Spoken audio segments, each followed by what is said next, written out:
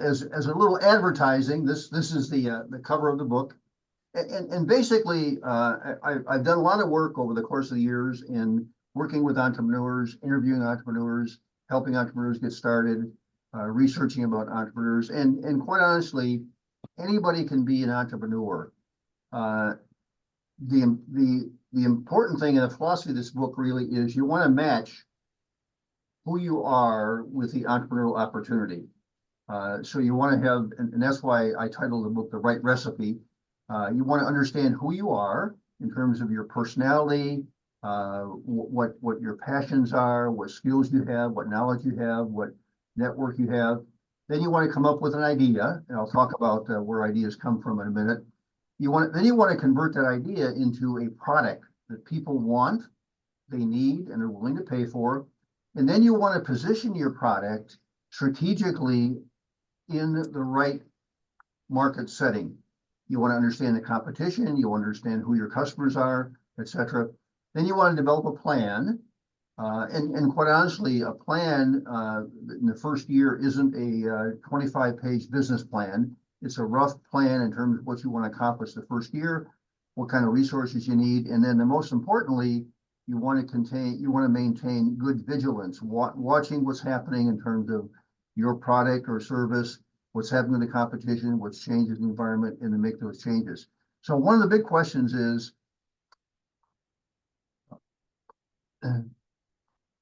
get to ideas. If I can see, if I can find my. Okay, so a lot of people ask the question, where do good ideas come from for businesses? And they come from everywhere. They can come from improving an existing product. So if you take a product or service, so if you take a look at companies like Southwest Airlines, the fundamental reason why Southwest Airlines started back in the 1960s was that they wanted to improve existing airline service in terms of both cost and service. That was their fundamental reason for starting the business, and they have been quite successful by offering very, very excellent customer service as well as low cost. You can also look at what's changing in the world, and I'll give you some examples in a few minutes. So what's changing in terms of demographics, what's changing in terms of social, cultural trends, what's happening in terms of the legal environment, what's happening in terms of the economic environment, and what's happening in terms of technology. Changes typically present opportunities for new businesses.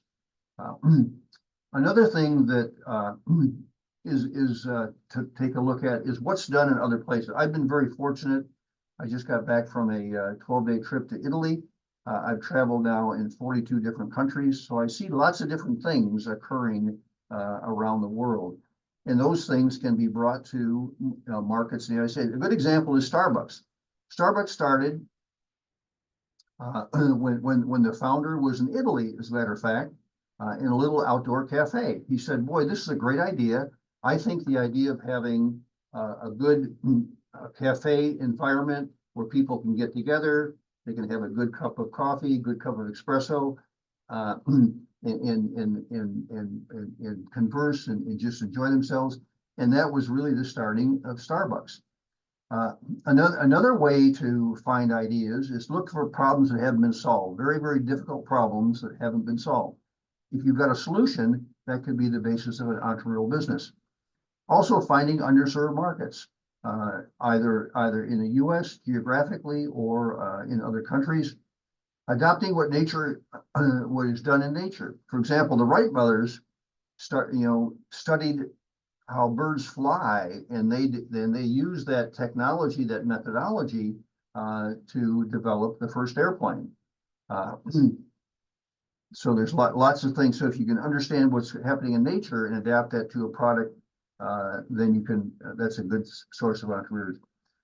Combining multiple functions. Something like the Swiss Army knife is really a good example of combining different functionality in this case, in a knife. Applying technology. So lots and lots of technology available. If you can find a use for technology, an application for technology has been discovered, that could be, and then repurposing existing products. So lots and lots of sources of ideas for new products and or new services. Hey, Clint, Yes. will you go back up to that slide that shows the number or percentage of businesses that fail within the first year? Oh, sure. Yeah. Let's see. We have it here someplace. Yeah. Here it is. Yeah. Here's some facts that are relevant in terms of failing. Yeah, over 21% of all that startup businesses fail in the first year. 30% in the second year, and by the year 5, over half the businesses are gone. And 500,000 small businesses fail each year in the United States. And One of the things we do at the ASBTDC is we try to help you get prepared and ask you a lot of questions and get you prepared before you start your business. I can't guarantee you'll be in business in 5 years, but what I can tell you is that at ASBTDC, we try to help you either with one-on-one consulting or training or market research to be able to find that particular business that's going to be here today, tomorrow, and for not forever, but a long time, and give you the training now and work with you. I've got clients, I've been here 14 years, and I've got clients I've still worked with that I worked with when I got here 14 years ago. So we're just not here to help you get started. We're helping you to be able to run your business and grow your business for a long, long time. And as you can tell from this chart, it's pretty frightening to start a small business. And what we try to do is help you start it right and operate it right, and try to get you to make those decisions and help you with information, training, market research to help you grow that business and stay in business is what we try to help you do. And as Robert pointed out, it's all free. So there's no big fees or consulting fees or anything else. They have tremendous services that are readily available to anyone who is interested in starting a business. So it's a great organization, great service. We have any more questions while we're taking a pause real quick? If not, let's take a look at a few examples that I put together in terms of ideas and how you can translate an idea into a product. This one here is quite interesting. So as we know, the population in the U.S. is aging. Yes, we are. Very, very rapidly. We have almost 80 million people collecting Social Security in the United States. And one of the problems with older folks is they have trouble getting up and standing and sitting down and getting up after they're sitting. So someone came up with a very, very clever idea called the Liberty Lift. And there's a picture of it here on the screen. It's a very, very simple device where someone's sitting down, grabs the end of the device, someone standing up grabs the other end, and they just pull back, and it helps the person, get out of a chair or off a couch, et cetera, et cetera. Very, very simple item. They've sold millions of these products. Very, very simple design, very, very low cost to manufacture, and a very, very profitable product.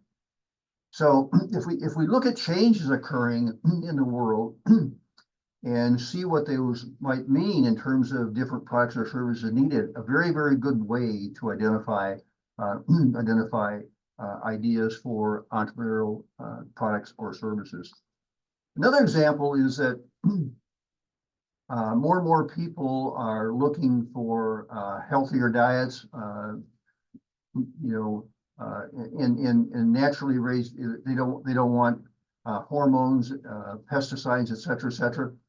So an individual actually living in New Jersey a number of years ago was where his wife suffered from some condition where she had to eat natural foods, particularly natural beef and chicken, and there really wasn't a source in the area. So he started a company called Butcher Box, and they offer. It's primarily an online business. They've got a half dozen retail stores across the U.S., but strict for online. And they developed this business that's very, very successful in providing naturally raised meats, beef, chicken, pork, etc. Again, a need that wasn't being fulfilled, and a new business. Another very, very interesting story is a story of Chobani Greek yogurt. An immigrant came over from Turkey, and the very, very strong and very, very good quality yogurt in some of those foreign countries, came to the US and was very, very dissatisfied with the quality of what we called yogurt in the United States. So he set about in his home kitchen, starting making Greek yogurt, ended up, giving it to his friends and et cetera, started selling it, and then, was able to purchase a factory that was actually run by Kraft Foods that was closed down. And now he's in the process of taking that company public after the years. And they are still the US's largest supplier of yogurt. More yogurt than even the large publicly held companies, the big companies. So again, when there is a product that people aren't satisfied with, and you can improve it, a very, very good source of entrepreneurial business. And then of course, Starbucks, as I mentioned, looking at what's done in other places, and can we adopt that, whether it's a product or a service, to the United States or to other countries. And of course, we talked about the Swiss Army knife, combining several functions, as a Swiss Army knife has done very, very well, and they've actually created a new product. Another example today is the iPhone. The reason why we buy Apple iPhones is because we have all these applications, so we can do an infinite number of things with our iPhone and not just make phone calls. So if there's a product or situation where you can add additional functionality, that could provide a source of an entrepreneurial business. Clint, Yeah. did you ever own a BlackBerry? No. No. I was watching a program on television. They were talking about how the cell phones were started, how big they were, and how different people had different ideas. And the BlackBerry came out, and they were talking about that if you didn't improve your product better than it was last month, that you're going to be left behind, because the progress and the advance on cell phones has just been astronomical. Yeah, that's a good point, and that's why when I talk about when I talk about the ingredients for a successful business, vigilance is incredible. So if you're not watching what's happening to your competitors, what's happening to technology, what's happening to the general conditions in the world, and don't change, then you're not going to be successful. You may be successful today, like the BlackBerries, like the Blockbusters of the world, like the Palm Pilot. Remember the Palm Pilot? That was the product to buy as well in terms of smartphone technology.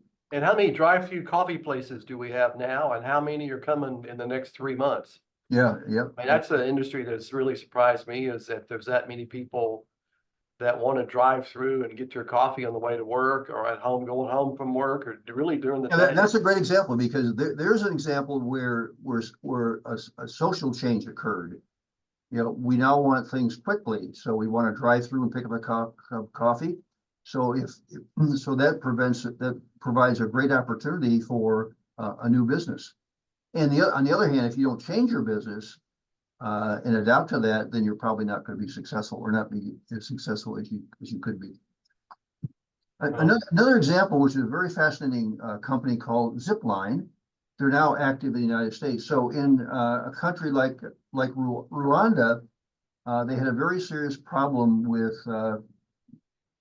getting blood to the hospitals when it was needed.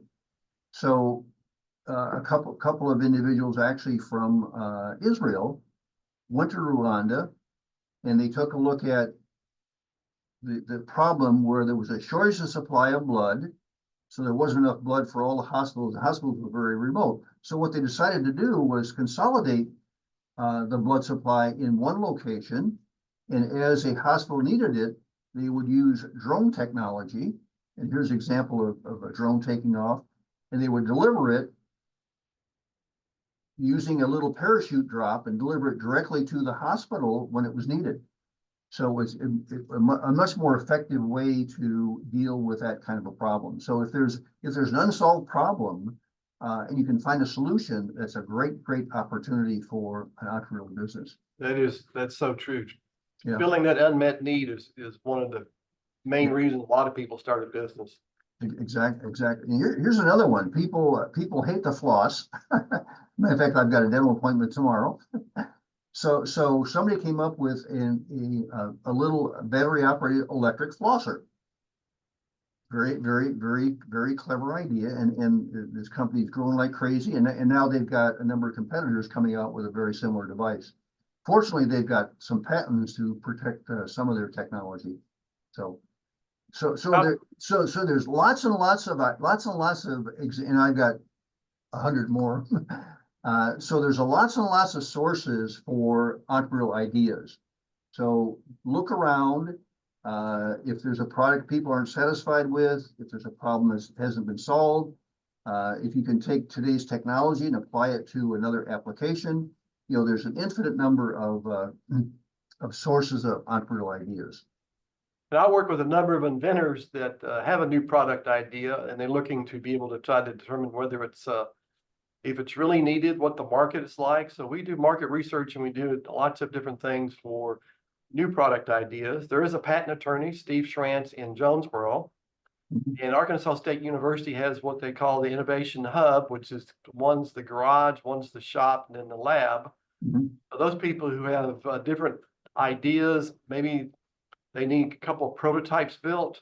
Well, they can have those built at the shop or at the garage, and it's fairly inexpensive. Getting a patent is very expensive. 95% of patents don't make anybody any money other than the lawyer that wrote them and submitted them.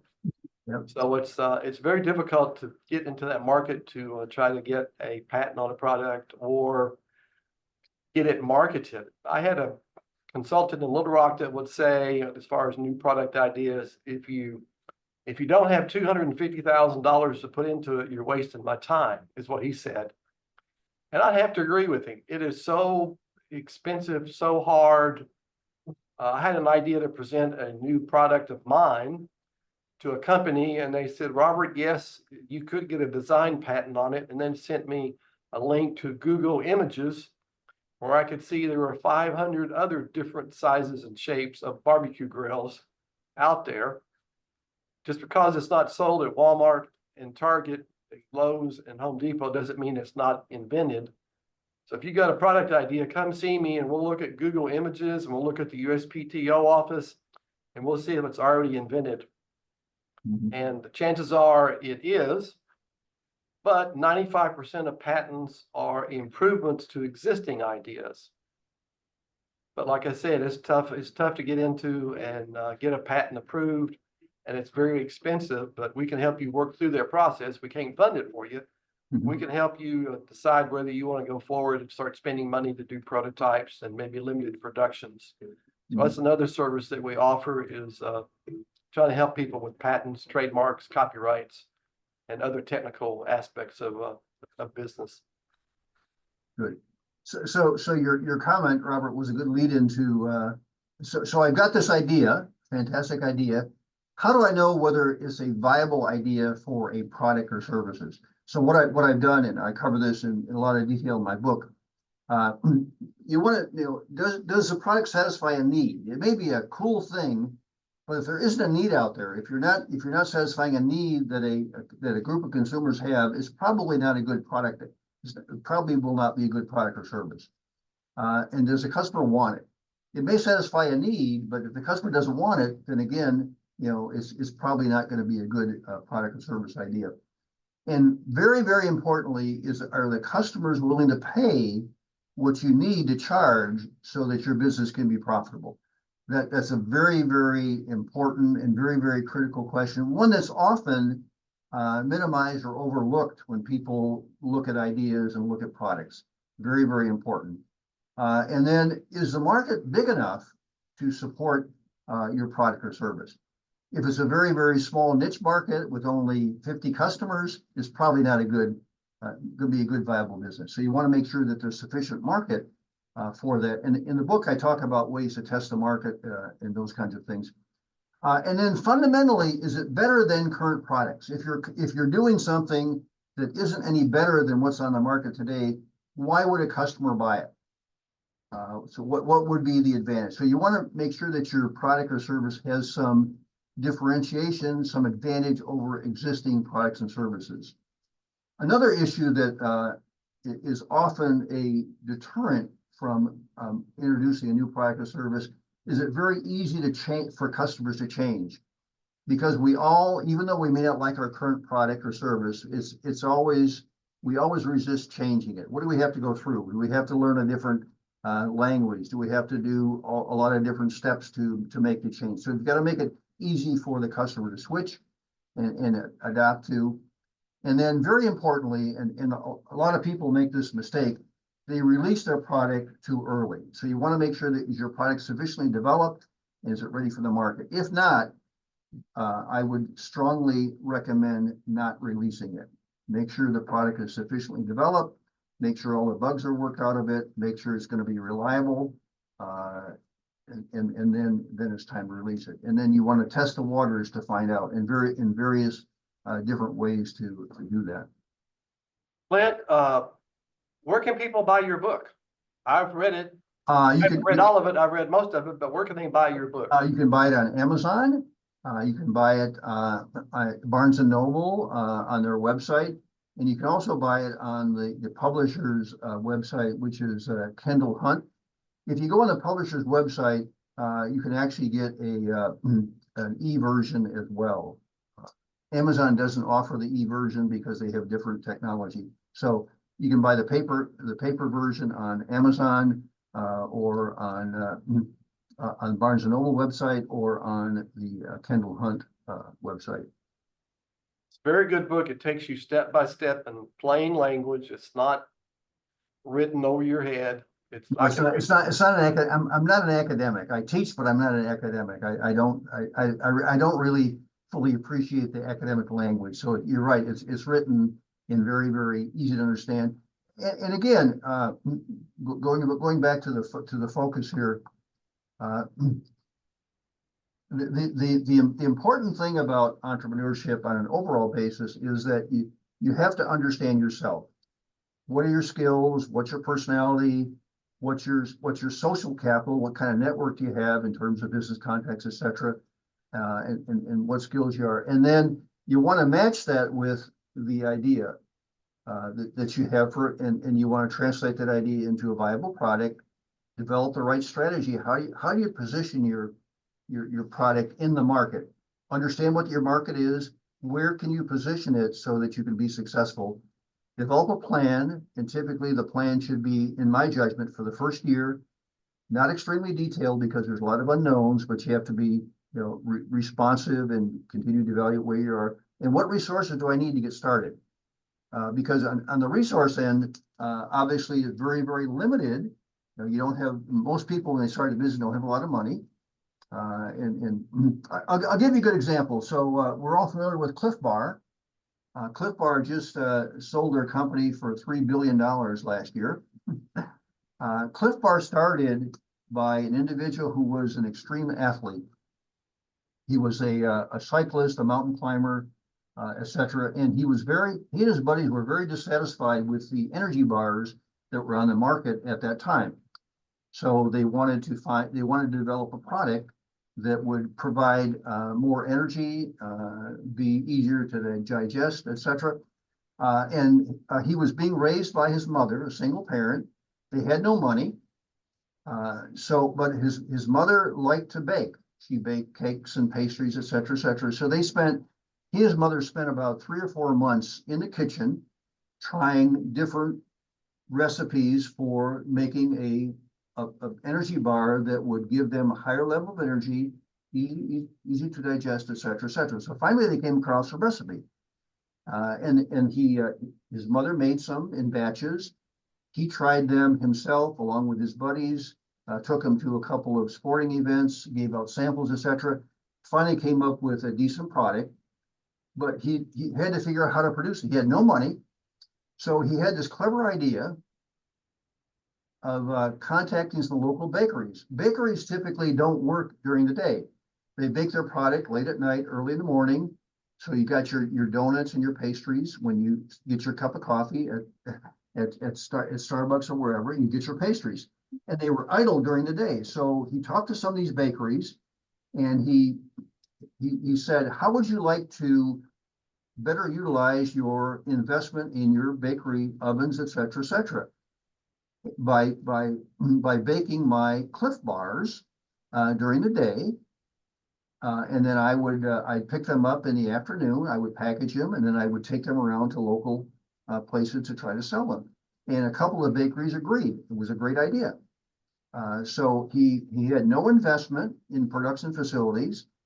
He was able to negotiate 30-day terms to pay for them. So he would sell them and then get the cash and pay the bakery. And that's how he started the business. So you can start a business with no money. I'll give you another example. So when I was doing some research and interviewed a number of entrepreneurs, I ran across an entrepreneur that came to the U.S. from India about 10 years ago. Got a degree in computer sciences. Was working for a company doing programming, system analysis, et cetera. He wanted to start his own business because he was very unhappy with his growth opportunity, et cetera, wanted to become a lot more independent. So, and his wife had just gotten a dog as a pet, and he knew nothing about animals or anything, but his wife shared with him the fact that women like to get these very fancy collars, rhinestone collars and all kinds of fancy collars to put on their dogs. And this kid was very, very creative in terms of designing things, very artistic. He also was a very good photographer, loved to take photography. So he did some research and looked around, went to pet stores and found out what kind of collars people were buying, went on the internet, et cetera, designed a series of collars, sent them over to China to a couple of companies that would manufacture them. They sent samples back and forth. Finally got some good quality product, listed them on Amazon, and started to sell them, and then kept designing new ones, et cetera, tracking what was being sold, what was popular, was not popular, looked at the competition. So within 5 years, he developed the only money he had was $5,000. He only had $5,000 to spend on this project. He sold the business 2 years ago for $1 million. I like the phrase you used when he was starting and looking at this business, that he did research. Yep. And that's very important. And that's one of the things that we accelerate. We have lots of different researches that can give you the data you need to be able to make a business decision as to, I need to start this business doing this and offer these services or sell these products, because based upon the research and our target area, there's a lot of demand for that. Mm-hmm. And we can help you try to put together that research that shows it's feasible. And then we also, some of the things that we do too, is that we will help you put together a 3-year pro forma. We don't call it a feasibility study, or we don't say the business is feasible. We put together numbers based upon your input, what you think your sales are going to be, what your expenses are going to be. And we put together a 3-year pro forma, and we'll help you put together a loan proposal to take to the bank or to take to a micro lender. And there's a number of micro lenders that serve Northeast Arkansas, and micro lenders, kind of a definition, is a loan of $50,000 or less. And there's a lot of small businesses, they don't need $100,000. They need $10,000, $20,000, $30,000 to get started. And we've been successful in working with our clients and working with micro lenders to be able to get a micro loan so that they can start their business or even grow their business, move their business from one location to the next. But there's plenty of micro lenders in the state of Arkansas. And there's also a lot of banks in Northeast Arkansas that are looking for small business loans. And they too want to help people start a business and grow their business, because in a lot of different communities in Northeast Arkansas, we cover 10 counties. banks are trying to help the community grow. And one way they know they can is to be able to make loans to small businesses, to people who want to start a business. Now, there's a lot of risk involved, and they understand that. But banks are making a lot of money. They can take a little risk on a couple people wanting to start a business. Mhm. So come in and let us help you put together your business plan, your marketing plan, loan proposal. We can do a whole lot to help you research your idea and put together and see if it's feasible. Sometimes you don't know what your sales are going to be. That's always one of the toughest things to predict or estimate. So what we do sometimes is we back into that number, is that we'll go through and get good information on what your expenses are going to be. And then we say, okay, in order for you to be able to make $50,000 a year salary or profit on this business, you've got to have sales of X amount. Do you think you can sell that many of your products or sell that much of your services that will be able to make this particular proposal feasible? And sometimes people will look at you and say, no, there's not that much market for that. I can tell right now that I really don't need to start this business, which sometimes convincing someone they don't need to start a business is very helpful, as is helping them start a business. Because you don't need them failing in the first year. You want to be able to help them so that they'll be able to prosper and grow from the first year to the second year and future years. Clint, most of the people on here are just got started, or in one case, been in business for 10 years, or they've been in business and they're going to reopen their business. Any really top 10 tips, top 5 tips, not 10, top 5 tips you might be able to give them as far as trying to improve their branding or to start a branding campaign?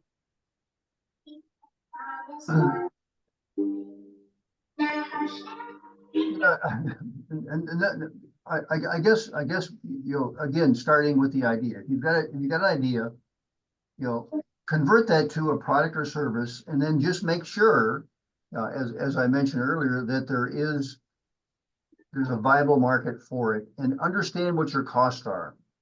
And the book talks in some detail on how to make estimates of cost. For example, you know, most people's needs are currently being met, right, by a product or a service. So your benchmark should be, you know, what are people paying for that particular product or service today? That kind of should be your guideline in terms of, you know, what your selling price could be or should be. And if you could target lower, and then understand what your costs are, what your short-term costs are, but what your longer-term costs are going to be for your product or service. Because again, if it's not, it could be the greatest idea in the world, it could be a cool product, but if it's not economically sound in terms of what the customers are willing to pay and what your cost structure is going to be, it probably is not a good business idea. And then make sure that you understand what resources do you need to start your business. What people resources do you need? What financial resources do you need? What other types of resources do you need to get the business started? And of course, the basic overriding principle is cash is king. Make sure that you have a reasonable estimate of what you're going to need for the first year, and make sure your sources are lined up before you start the business. So if your rich uncle promises to give you $50,000 to start up, make sure that $50,000 is in the bank before you start the business. What I've seen too often is that people have promises, either from family members, from people who want to invest, et cetera, et cetera. Then when it comes down to getting the money, they say, well, you know, I changed my mind, or I use the money for something else. So make sure that you have lined up all, and in the bank as much as you can, the money you need to operate the first year. And then be very, very judicious about where you spend the money. I have also found that people who start businesses spend too much money on advertising. And advertising is very, very expensive. It takes a long time to get return on that advertising. So be very, very judicious on where you spend your advertising. An example there would be when